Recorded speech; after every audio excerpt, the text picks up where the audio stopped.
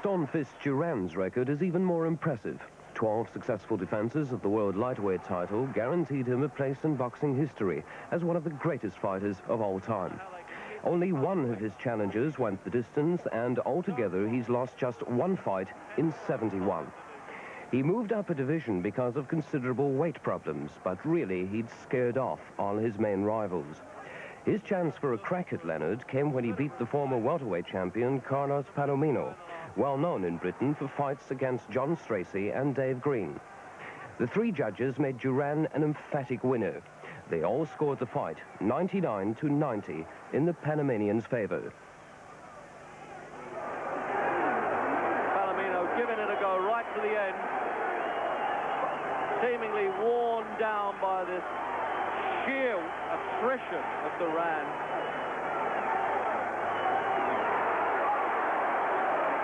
Must be the most distressing man to fight against.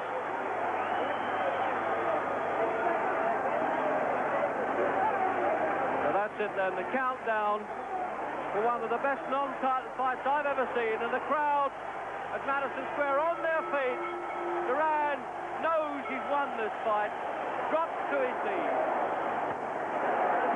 Duran there, calling out to the crowd, "I've done it," in Spanish. A little bit premature, of course, things have been known to go wrong. Waving of the Panamanian flag. One of the great lightweight champions of all time. With two fighters of the class of Duran and Leonard, it was no surprise that we witnessed the kind of spectacle which took place last June. What was surprising were the tactics adopted by Leonard. He thought he could mix it with Duran and didn't make full use of the ring. As early as the second round, that was proving dangerous. Oh, he's hurt there, Leonard, with that left hook. His feet definitely betrayed him a bit there. He was trying to move away, and as he did, he got caught with a punch, and he couldn't move the feet in time. This is where he's really got to fight to his limit now if Duran nails him again.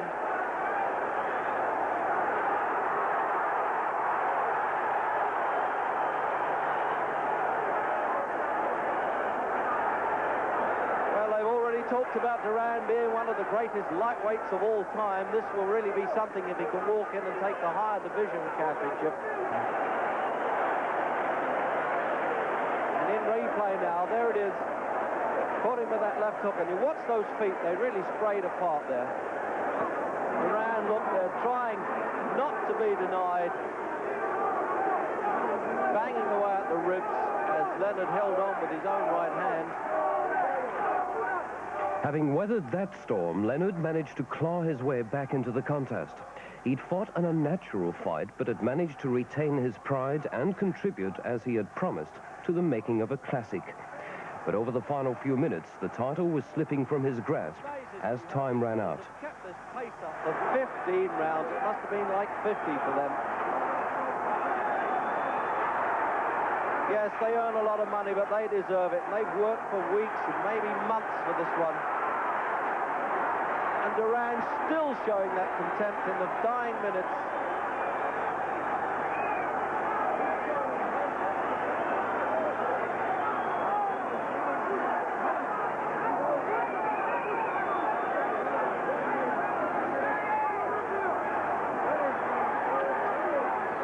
And there's the countdown then to the end of this welterweight championship of the world.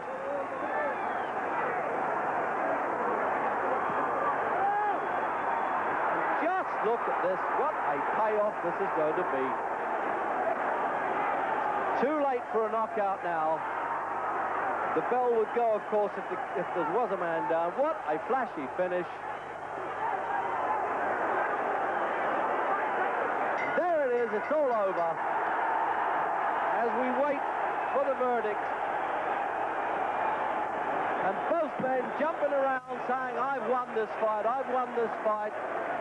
Duran did win, all three judges giving him the verdict. And so the scene is set for the return in the early hours of Wednesday morning. Naturally, the war of words has been building up. Duran promises blood this time and feels he'll win inside the distance.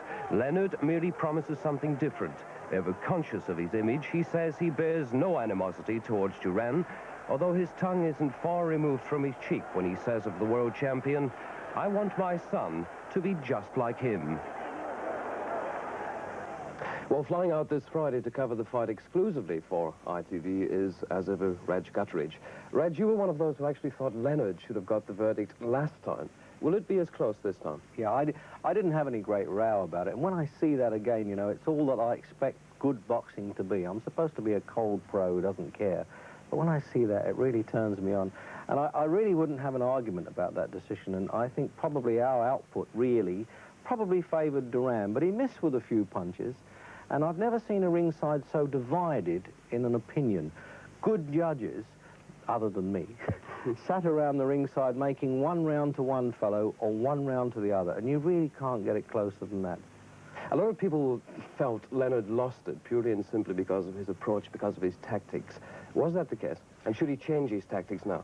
I had a long discussion with Angelo Dundee's trainer about this, and I have a great admiration for the way Sugar Ray Leonard went to try and take the fight on sheer strength and guts and ability when he could have been forgiven for hitting and running a little bit or hit and hop it. And I think he may do that in New Orleans. And in Montreal, surprisingly enough, they were with Duran more than they were with Leonard. And I think in America they'll be with him. And I think, yes, he'll box a bit more this time and stay out of the clinches. A lot of people seem to be going for Leonard now. Possibly they're questioning Duran's appetite. I wouldn't say that. I mean, he owns a beach. He calls it his beach in Panama, called the Duran Beach. And I once said to him, why do you call it Duran Beach? He said, because it's mine, and anybody I don't want on it, I just beat the hell out of. Well, when people talk to you like that, you've got to have... He'll have enough appetite. Right, well, let me put you on the spot then. Who's going to win? I want to see the judges first, but in America, I have to say, I think Leonard will just about get it this time, but I tell you what, it's going to be a great fight again. It has to be a great fight. Champion Roberto Duran of Panama and Sugar Ray Leonard of the United States. Their first fight in June was described as a classic, so no wonder there was a great atmosphere in the New Orleans Superdome, with some spectators paying as much as $1,000, £500, for a ringside seat. And the coolest people inside the Superdome in the minutes leading up to the fight, well, probably the boxers themselves. First, the challenger, Sugar Ray Leonard. He's age 24, the golden boy of American boxing. Olympic gold medalist in Montreal. And before last night, he'd had 28 fights and had had only one defeat, and that was against Roberto Duran. And what about Duran? Well, he's 29, nicknamed Stone Fists, and he's regarded as one of the greatest pound-for-pound fighters of all time. And coming to this fight, he'd had 73 wins and only one defeat. Well, what a setting it was, the New Orleans Superdome, the world's largest indoor arena, and it seats more than 60,000 spectators. And in amongst them all was our commentator, Reg Gutteridge. For this man Duran, and about 7 million for Leonard for the rematch of the welterweight championship of the world, billed as the super fight at the Superdome. And the big surprise, I thought, was the late announcement of two British referees, Mike Jacobs from London, who's only been a Class A referee since May, and James Brimmel from Cardiff. And the third one was a Frenchman, Jean Desbois. And the referee does not score. So there you are, that's the background information, and now it's down to these fellows. And I think Ray Leonard, as he said to me before the fight, I'm going to show him that I can box. I fought Duran's type of fight last time, trying to show him the strength of a macho bit, he said, but this time I plan to box, and this kid can really do it. Now, that's not me, by the way. That's the names of the commentators on the American theaters. It will not be seen on American home television for 21 days yet.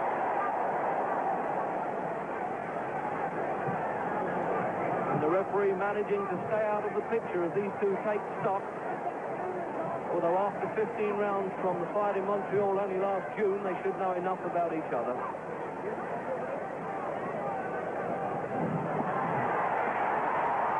Now this is the Duran technique of always trying to wear the other man down, intimidate him, wear him down almost like a virus. But Leonard's giving himself now a lot of room in the ring. He wants to move right around the perimeter, pick his punches off.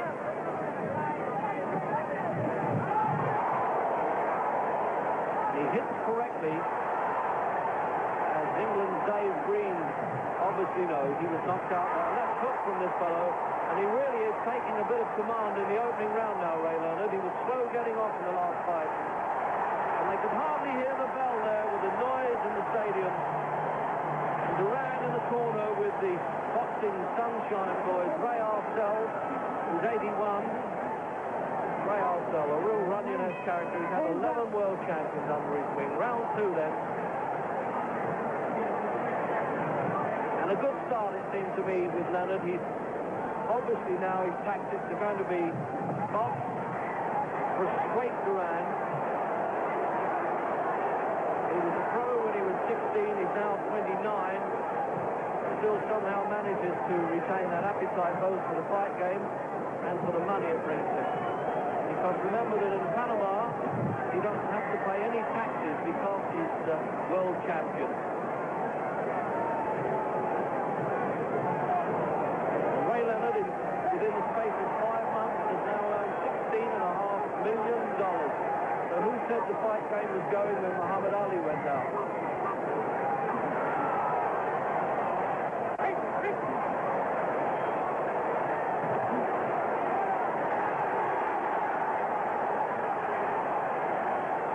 Inevitable that Duran has got to try and rough Leonard up. He's got to try and draw him into a fight.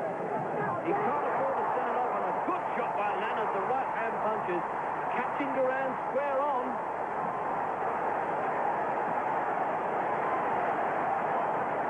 Tremendous start to the fight again. Can this keep up now for 15 rounds?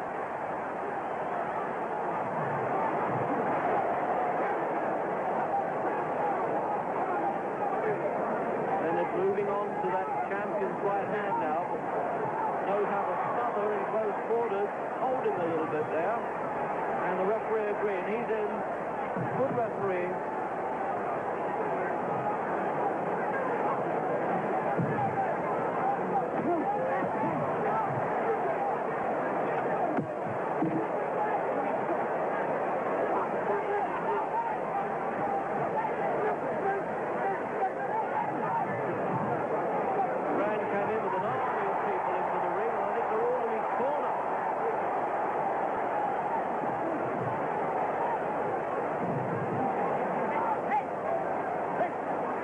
Countdown then for the second round.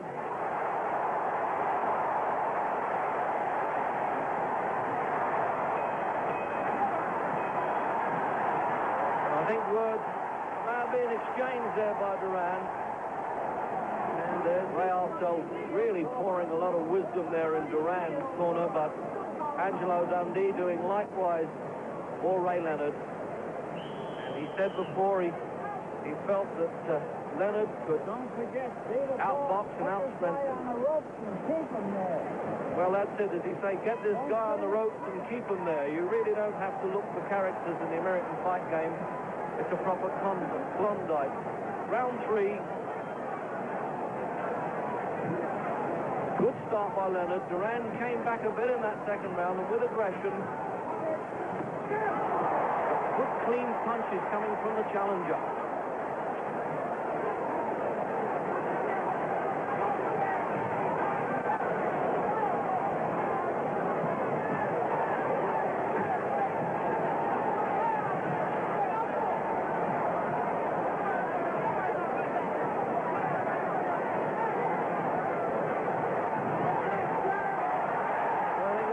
The early alley there, isn't it, in Leonard?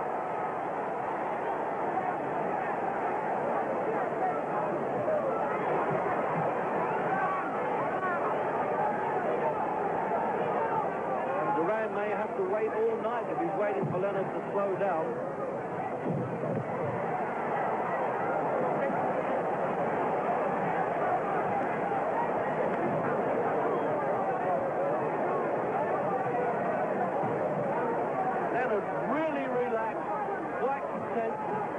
Frustrate the champion, make him play into his hands if he can. It's a bit risky.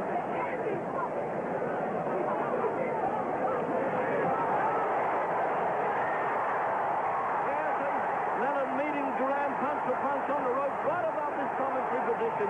Really terrific again. What a fight this is again.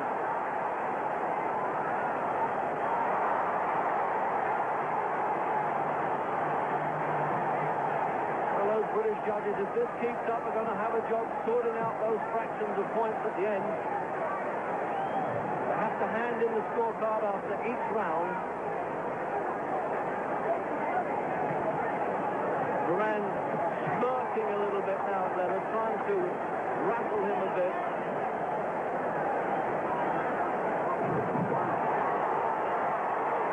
Leonard only 24, but boxes like a veteran, knows all the tricks of the trade.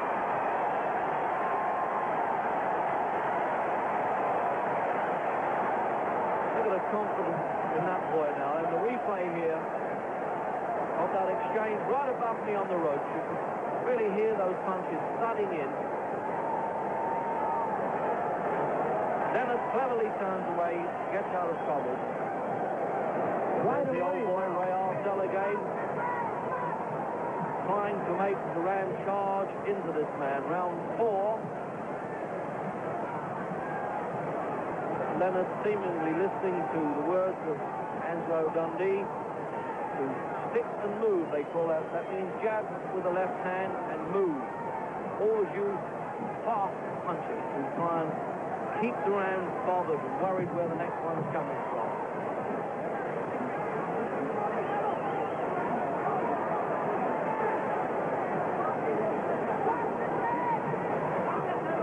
It looks like Leonard can ad-lib his strategy. Great amateur experience, of course. Gold medal at Montreal.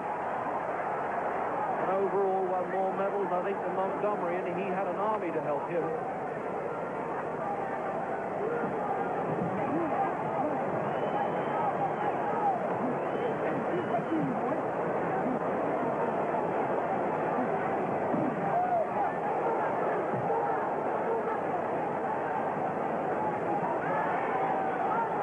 Getting to Leonard a bit now. But such a faster start by Leonard than he did in Montreal. He's learned from that first fight. He tried to stand there and swat punches in the middle of the ring and wrestle too much with Duran. Midway through the round,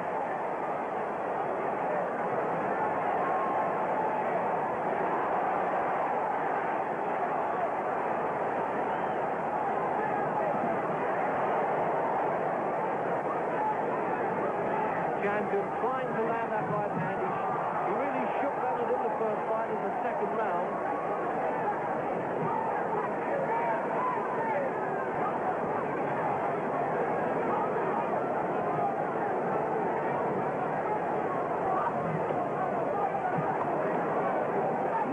the odds makers in Las Vegas, Jimmy the Greek, strange odds, 6.5 to 5 on Leonard.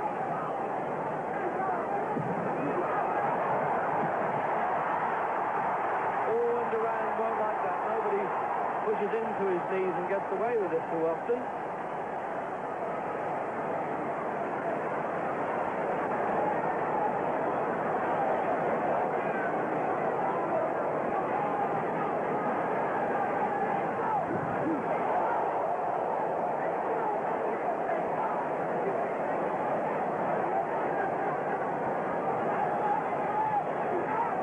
Both claiming, as always, that they're fitter for this fight. And they were for the last. They're coming up to the end of round 4. Oh, and almost some after-bell punches.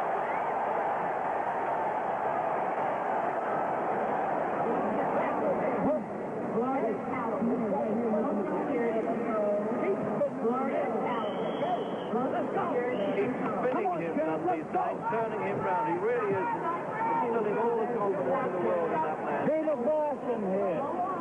Peter Boss. Well, there you are. Lovely Runyon-esque stuff from New York. Peter Boss, he's saying. Round 5.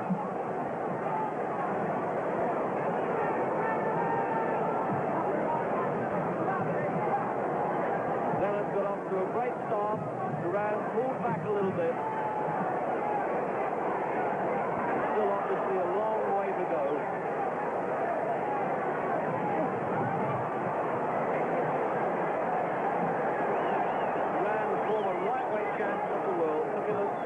Buchanan at Madison Square Garden back in '72. 6 years, the lightweight champion. I think it looks as though there's a loose ball in the ring. There's going to be trouble there as he went round there. No, not there. That was a slip. I don't think Duran pushed him. He helped him a bit on his way, but it was probably in the wet of the Leonard's own corner. You see the rosin dust on his black trunks. The officials here from the Louisiana Commission will worry about that board. It looks loose to me in the middle of the ring, around there somewhere. That's dangerous.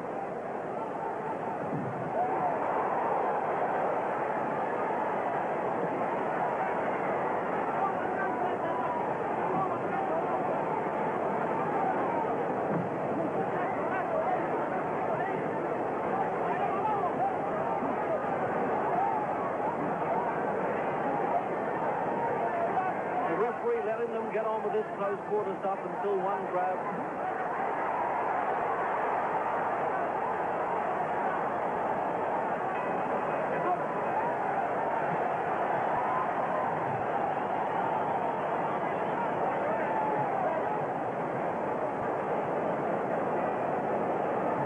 And some replay then.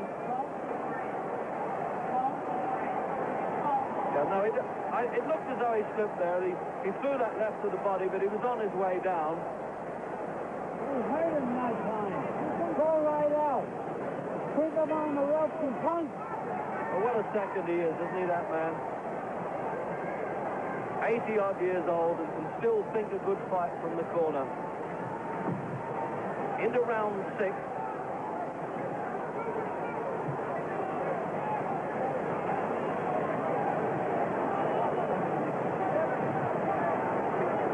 Roberto Duran defending the welterweight championship against Sugar Ray Leonard.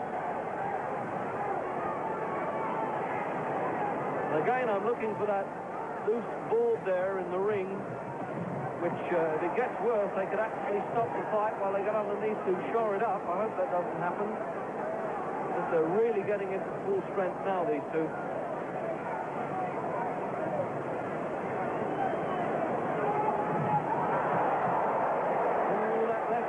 Not only a point scorer, it hurts when Leonard lands with it like that. And when he turns it into a left hook, it's really a peach of a punch.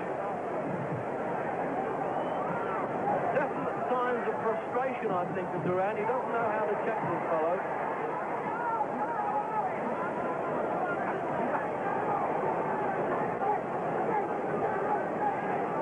The thing with Leonard, he takes such a good punch. He only took 2 counts as an amateur, got up and won the fight in the round that he went down in.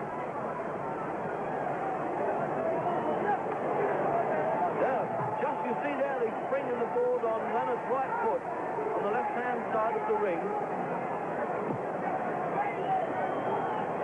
Around there somewhere. There it is. It looks dangerous to me.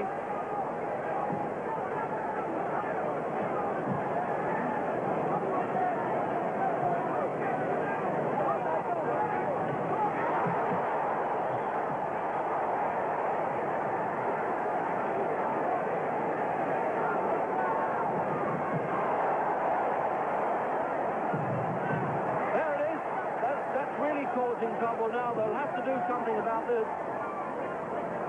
Obviously affects both fighters, but Leonard more because he's using that ring, and that speed of foot is so important to him. And I can see from across the ring the Louisiana officials are worried about that and calling for somebody to get under the ring.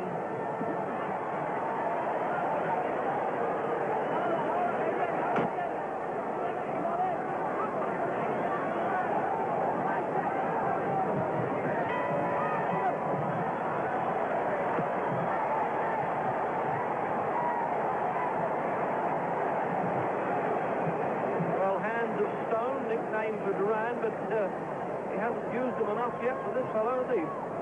He was quite well ahead at this stage of the game. In this replay now, anything goes with Duran, and when he misses with a punch, he falls in with the head, and he moves it from side to side. He gets hit a lot less than it appears.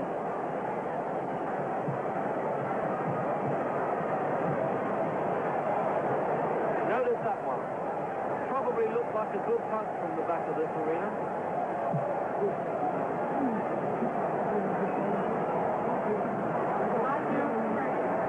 There he is, major stockholder in his own corporation, this fellow.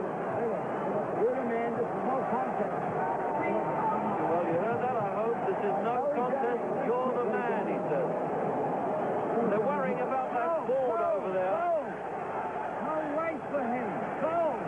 Punch in the belly, both hands. Well, I think that's primitive enough. Go, don't wait for him. Punch in the belly with both hands, they said.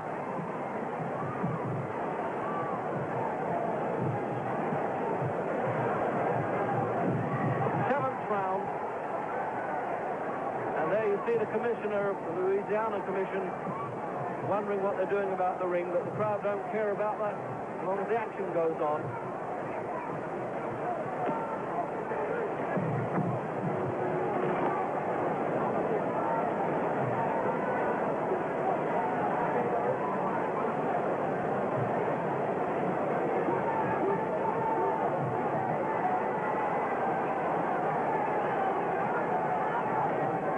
Duran might be snarling, but I think deep inside he's hoping that Leonard will stand still just for 1 second while he nails him, because he's having a lot of trouble.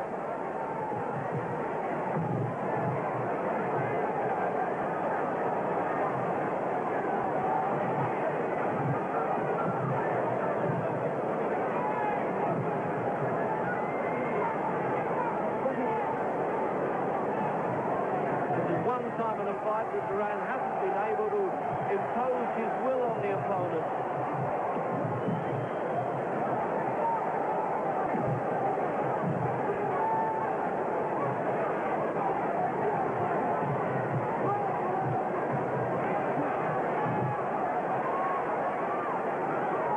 Well, we're going to get some flashy stuff now from Leonard, and when he does that, Duran would have trouble hitting him with a bag of rice. Now you know why he's the all-American hero out here. He really has taken over from Ali in a big way. And yet outside the ring, he's not arrogant at all. Look at this, real showboating, and this is the town for it.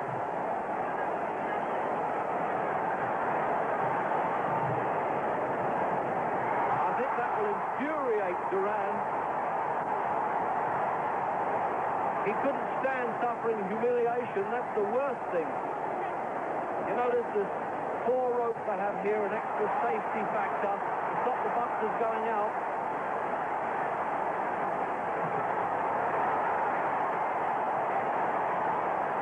Well, I haven't seen this outside of an Ali fight. Nobody does it. Oh, what do you know about this? It's almost like a film script. If they put this in a Rocky film, nobody would believe it.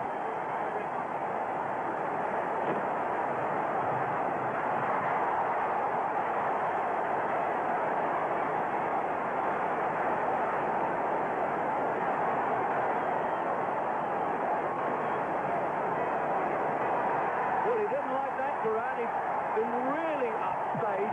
He didn't approve of Leonard's antics at all, but the crowd here in this magnificent Superdome really love that. Let's have a look at it in replay. And the good right hand, that really stung Duran too, that punch. And he started the trouble by saying, come on, and then you get the Ali shuffle from Leonard.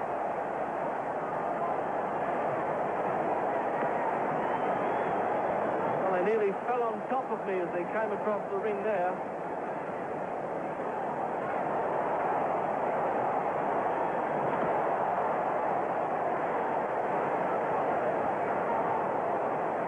Great stuff.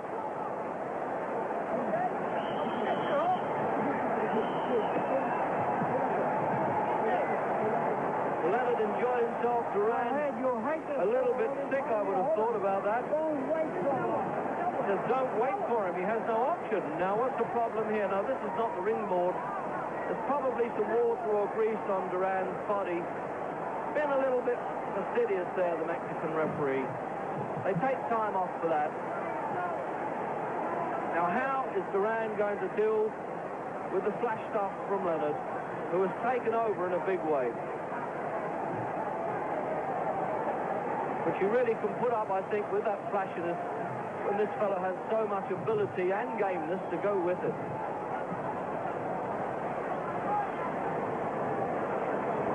Well, they say the fight business is really show business with blood. Although, strangely enough, there's no blood in this fight at all. Only just a bit of blood in the eyes of Duran, who really hates being humiliated by Leonard.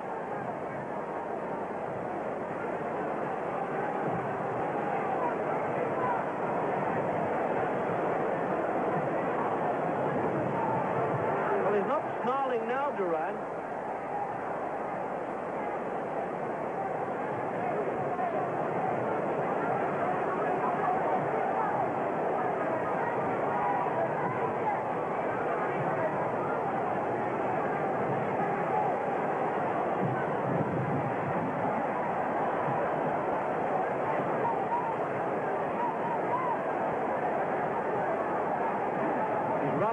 Out of ideas now, Duran, isn't he? He's just not catching Leonard as easy as he was at the middle part of that fight, the third and fourth rounds.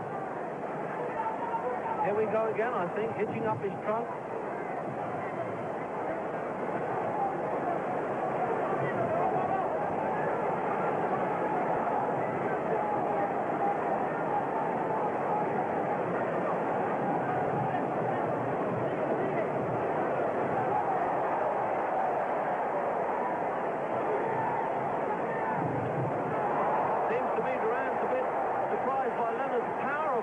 Let alone the flash stuff. They're so crisp and accurate, those punches coming in. There it is, that right hand, the star.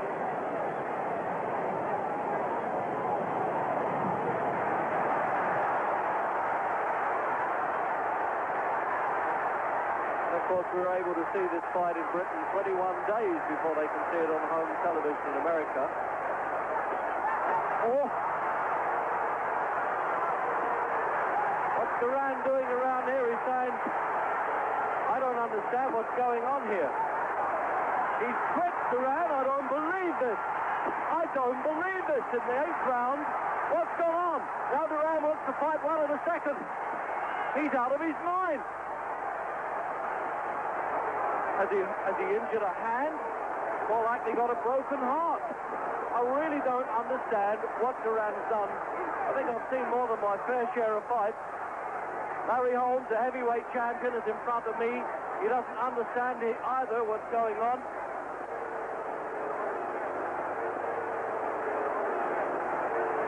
That's what it looks like to me. I don't understand it.